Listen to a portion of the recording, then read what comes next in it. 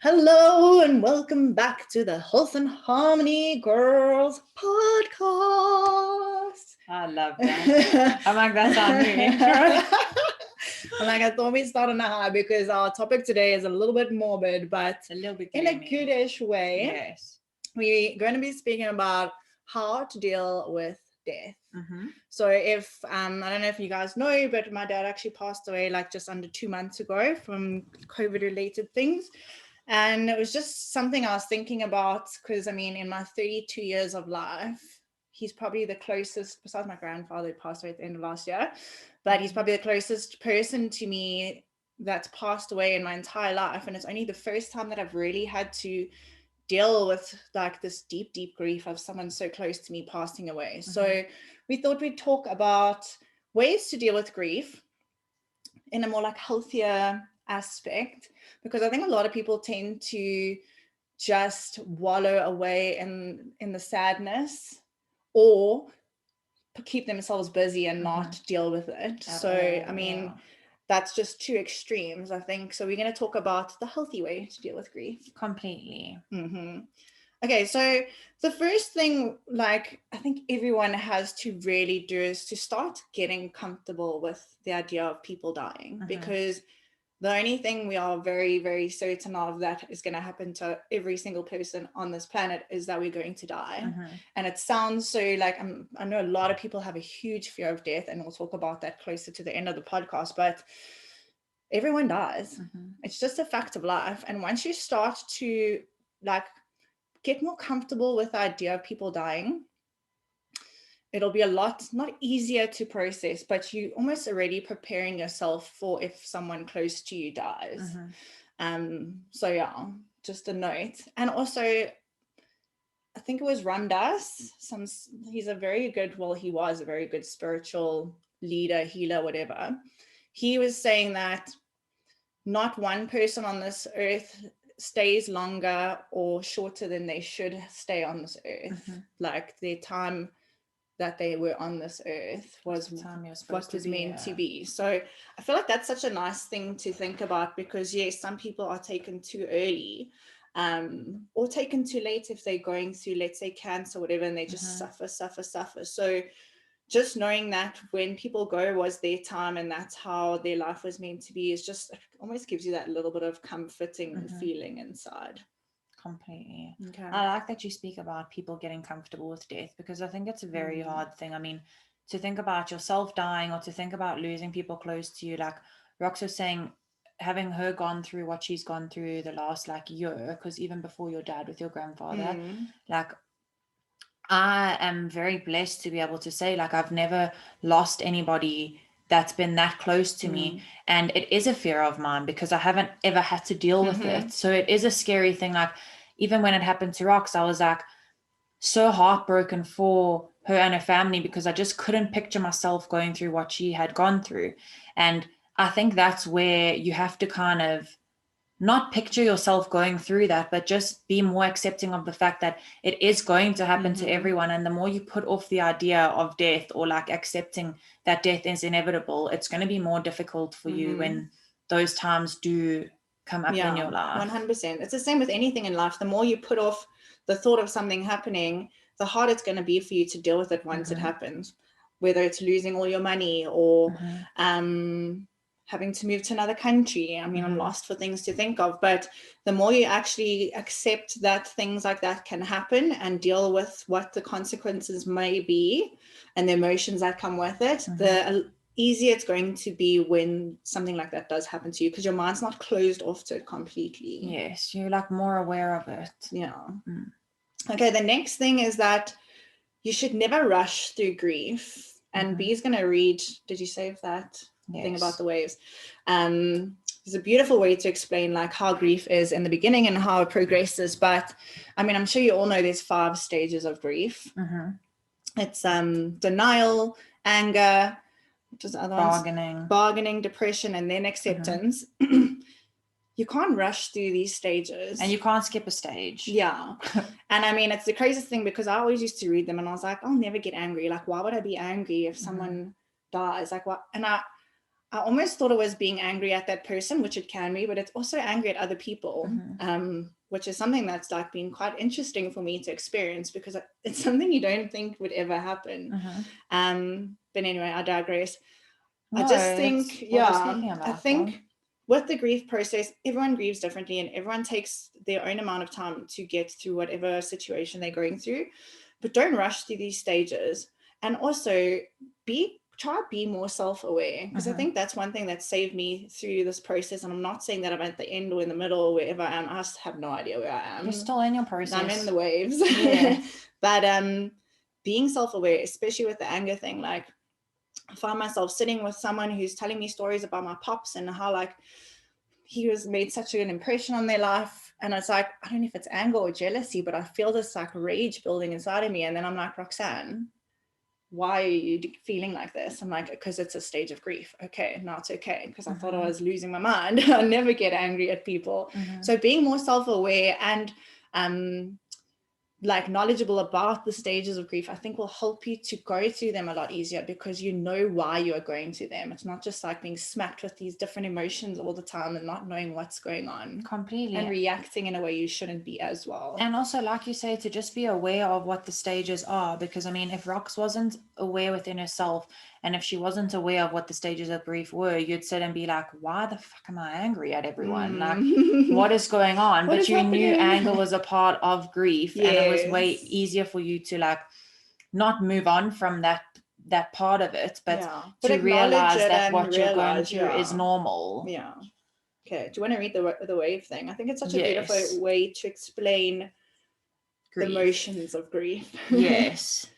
Okay, so this says, and there's no author, so I'm not just reading someone else's thing. There literally is no author on this. But it just says, in the beginning, the waves are 100 feet tall and crash over you without mercy. They come 10 seconds apart and they don't give you any time to catch your breath. All you can do is hang on and float. After a while, maybe weeks, maybe months, you'll find the waves are still 100 feet tall, but they come further apart.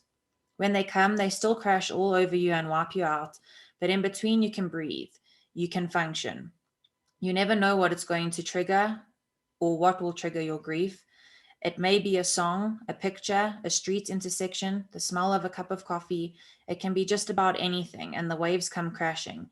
But in between the waves, there is life.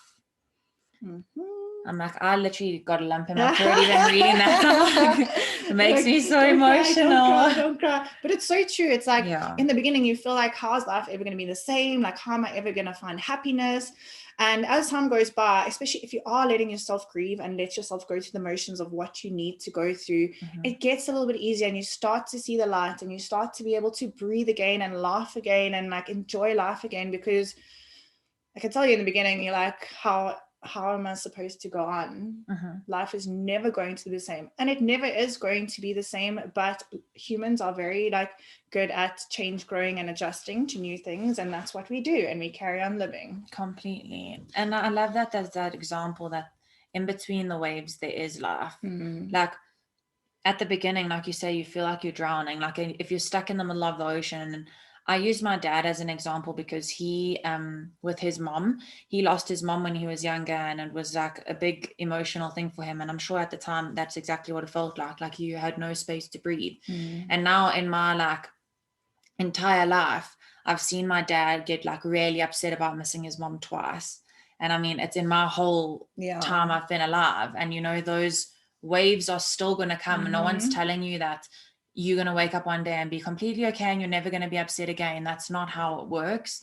I mean, you love this person and they're a part of your life. Of course, you're always going to think about them, and there will be, I mean, it may happen once every 5 years, it may happen once every 5 months or 5 weeks, whatever the situation is, but those waves will come. But there's life in between those waves, and you have to realize that you still have to live in between those waves. Otherwise, you are also killing yourself at the same time. Yeah, and I think one of the biggest things that like has really helped me and my family during this time as well is knowing that my dad wouldn't want us to stop living, to be sad. Like obviously in the beginning, he'd probably want us to cry for a while and be really sad, but he's not a sadist. He'd be like, okay, guys, that's enough fucking crying. Get on with your lives. Let's go have a brandy. I always have a brandy for you, Pops.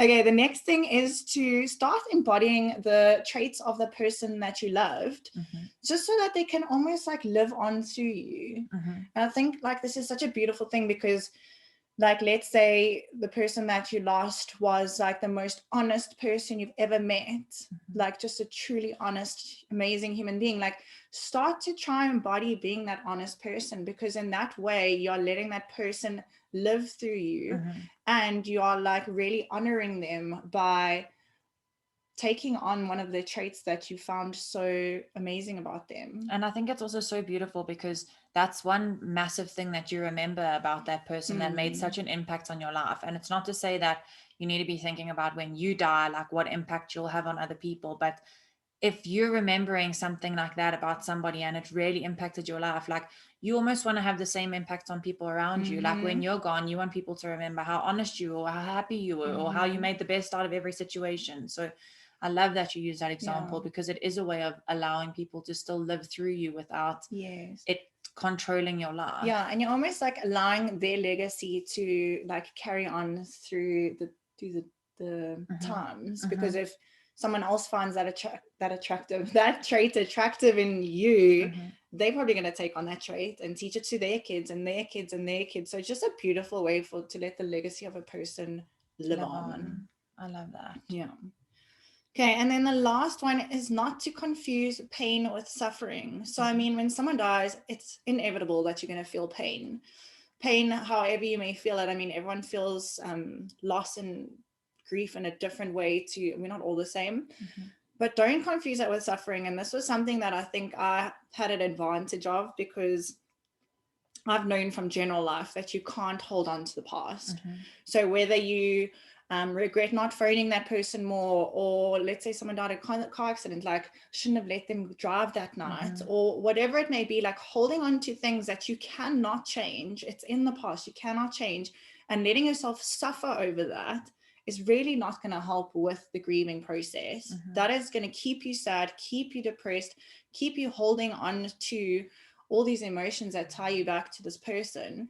And it's so unfair because there's nothing you can do about it. And even if you had called that person more, or like not let them driven in the car, whatever, there would be something else that you would find to hold on to. Completely. So don't allow yourself to suffer. Yes, go through the pain, go through all of that and deal with it, but don't make yourself unnecessarily suffer by holding on to things that you cannot change. Completely. There's so many people that will always be like, if I had picked them up, or if I was there, or if, this had happened, or if we had planned something that day and they didn't have to be at that, whatever the situation is. And you allow yourself to go through suffering even more than already just going through the suffering of loss of that person. You are suffering a million times more than what you even need to realize. And like Rox is saying, you can't change the past. Like, I know it's difficult and it's a lot easier said than done, but you cannot change the past. You have just as much control over the past as you do over the very far future.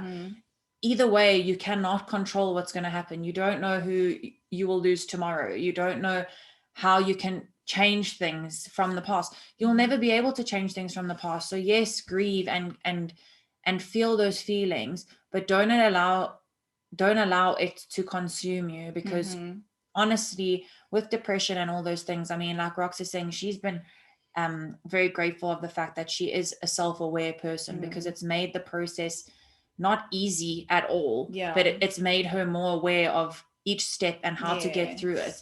And I think that's the only thing that you can do, is be more aware of these things and just know that what you're going through is normal, and just know that there is a point where you can't allow yourself to suffer, because you are, with depression and with all these feelings that people go through, you will end up killing yourself as well. People die also from depression and from heartbreak and from all of those things. You have to be able to work through that. Yeah, 100%. I was going to say, like, it's not something that I wrote down, but allowing yourself to feel is also so important.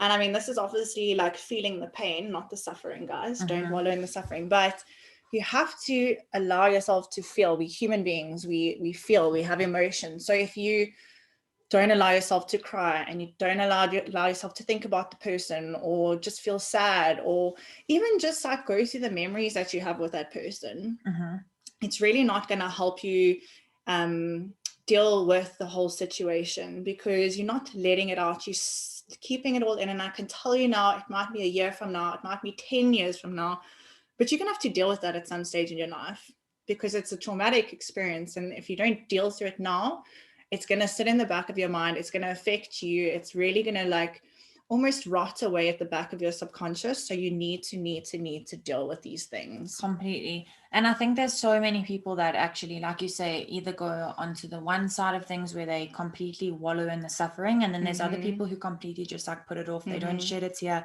They are probably broken inside, but they just live with these walls high up.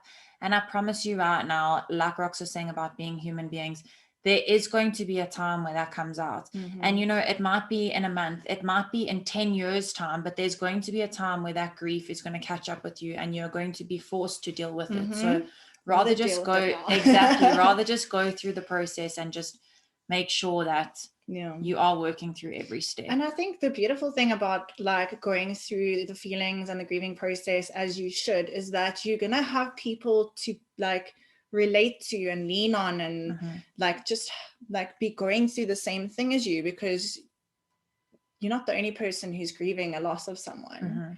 And by showing vulnerability and like showing your emotions, it actually allows other people to connect with you more, and you can grieve together through the whole process. And like I say, human beings are like social beings. We need that connection, we need that support. So in showing vulnerability and in dealing with what you need to deal with, you actually have a better support system. Yes. Because you have people who are going through the same thing, and you can share your experiences, share your feelings. And yeah, hopefully they're not toxic people. Hopefully not. Okay. And then the last thing, I mean, obviously, I think fear. Death is something that a lot of people have a huge fear of. And I mean, like we said in the beginning, everyone dies. We are all guaranteed death in this life. And I mean, it's just this one thing I heard, and it's just a complete perspective shift, is that knowing that you are going to die should give you a sense of urgency to make the most of your life. And I'm not saying you have to think about dying every single day, but just remembering that the time you have now is so precious and so valuable. If you want to achieve great things and you want to leave behind a legacy, or you want to help people, or whatever your passions and your purpose and your goals are in life, like run at them with all that you have, because you never know if you have any more. Well, yeah, you never know if you have another day, another week, another month, another year, another 10 years. But regardless of that, like, you should live every day like it's your last, because it might just be your last. Completely. And you know, touching on that topic about the acceptance of death, like, I'll be 100% honest with you guys, like, I'm in that process of like, I really do have to start accepting death more. Like I said, I mean, I haven't really lost anyone that's close to me, so I haven't really had to grieve anyone close to me. But over and above that, I myself am like, I find it really difficult to think about the aspect of me dying. Like, what happens, you know, after this? And I mean, every single person's situation is so different, whatever you believe in. But sometimes I just get into that like thought frame where I'm like I'm going to die one day. And it's like so overwhelming sometimes, because you just think, like, it's so cliche, but life is so short. Like, you are literally here for such a short period of time, and then you're gone. Like, as sad as it may seem, it's the truth and it's fact, and it is scary. But like I said, I mean, it's a lot of people are scared of it. I shit myself. Like, I sit and think about it, and then I'm like, I need to take a big breath. Yeah. But you have to be that, like, more sucked down you feeling literally in your stomach. You have to be more aware of everything around you, yourself, people, the way that you feel, and just be more accepting of the fact that these things do happen in life. And like Rox was saying, it's the one guarantee in life, as sad as it may seem, or morbid, or whatever the thing is. But like we said, this is more of like a positive way of looking at things. I found a really cute quote that I want to read. It's by William Penn, and it just says that they that love beyond the world cannot be separated by it. Death cannot kill what never dies. So it's just cute to think about that with, I mean, whether you've lost someone, or you haven't. It's just a great way to kind of put your mind at ease that Yeah. love never dies and death cannot kill the things that never die. Yeah.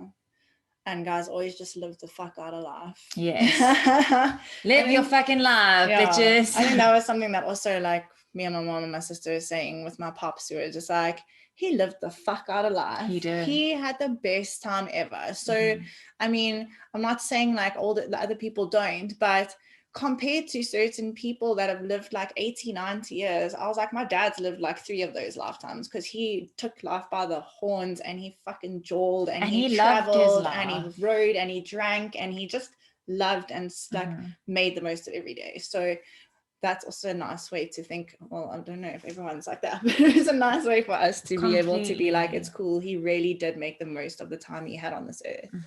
I love that. So live the fuck out of life, guys. Yes, guys. We hope this helps you in like some sort of a way to deal with grief or to accept grief in the future if you haven't had to deal with it now. And also just to say, like, people, you're not alone. Like, there's always someone that's gone through what you're going through, as alone as you may seem in that like thunderstorm and, you know, being drowned out by the waves. There are many people that have gone through the same thing as you. And just don't go through it on your own. I feel like you should always be able to speak about things. I know sometimes it's hard to speak about your feelings or to speak about what you're going through, but there's always someone that's there for you. So we do hope that you guys gain some benefit out of this. And yeah, just to put a thought out there for everyone that has lost someone, and just to say hello to Roxy's pops for this podcast. They're all having a jawline in heaven. Yes, they're all having a drink while they listen to this podcast together. Yeah. But yeah, that's just our little I always say tips and tricks. But it doesn't sound too great when you're talking about death.